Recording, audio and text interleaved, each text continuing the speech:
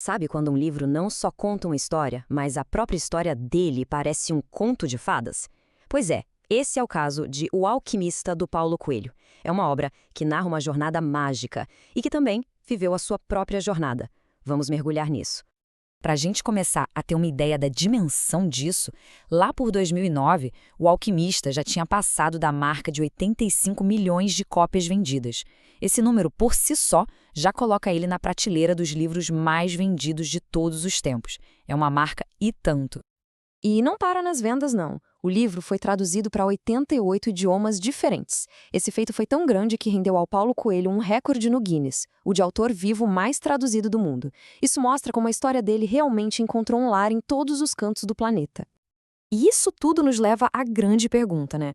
Como é que uma história, que parece tão simples, sobre um pastor e um tesouro, se tornou esse fenômeno global? Qual é o segredo por trás desse apelo que parece ser universal? É exatamente isso que a gente vai investigar agora. Bom, o centro de tudo é um jovem pastor da Andaluzia chamado Santiago. É através da jornada dele que o livro explora seus temas principais. E tudo começa com um sonho que vai mudar completamente a vida dele. Tudo começa com esse sonho que ele tem, de novo e de novo. Um tesouro esperando por ele lá nas pirâmides do Egito. Depois que uma cigana interpreta esse sonho como uma profecia, a aventura do Santiago começa pra valer. É uma premissa bem clássica, mas com uma pegada filosófica bem profunda.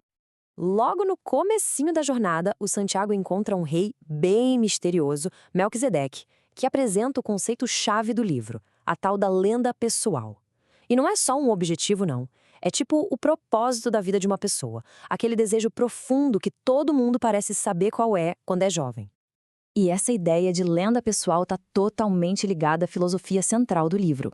Uma ideia que ficou tão poderosa que virou quase um fenômeno cultural por si só. Aquela crença de que o universo conspira a nosso favor. Essa aqui é, sem dúvida, a citação mais famosa do livro.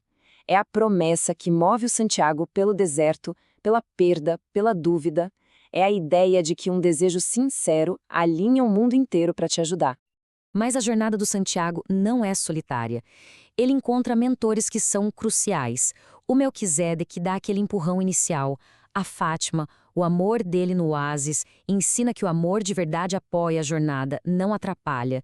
E por fim, o próprio alquimista, que ensina ele a ler os sinais do mundo e a entender que o caminho é o verdadeiro prêmio.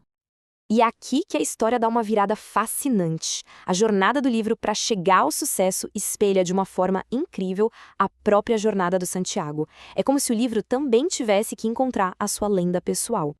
O começo foi bem ruim, viu? Depois do lançamento inicial aqui no Brasil, a primeira editora do Coelho simplesmente descartou o livro. Chegaram a dizer para o autor que ele não tinha futuro comercial. Naquele momento, parecia que a jornada do livro tinha acabado ali mesmo. Essa simetria é impressionante. Pensa só. Do mesmo jeito que o Santiago é roubado e fica sem nada em Tanger, o livro foi abandonado pela sua editora. E assim como Santiago teve que cruzar o Saara, o livro teve que superar a indiferença da indústria para encontrar seu público. Mas, assim como na história, os sinais começaram a aparecer. Depois de um começo devagar, o livro virou um best-seller inesperado na França, ali no começo dos anos 90.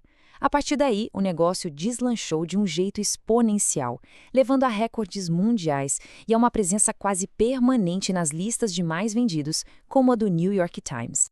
Então, no final das contas, qual é o impacto duradouro dessa pequena fábula? Décadas depois de ser publicado, a influência do livro continua a se espalhar. O sucesso foi realmente notável. Virou best-seller em dezenas de países, foi abraçado por celebridades e leitores comuns, inspirou outras formas de arte, de graphic novels a músicas. E o mais incrível de tudo é que esse crescimento foi orgânico, foi impulsionado pelo boca a boca, não por campanhas gigantes de marketing. E a lição principal é esta. O alquimista ensina que o verdadeiro tesouro não é o ouro lá no final do caminho. É a transformação que acontece durante a jornada. É sobreviver à lenda pessoal, não apenas alcançá-la. A jornada, no fim, é o destino. E assim, o livro nos deixa com uma pergunta para a gente pensar. A história do Santiago funciona como um espelho, nos convidando a refletir qual é a nossa própria lenda pessoal, o que é aquilo que a gente sempre desejou realizar.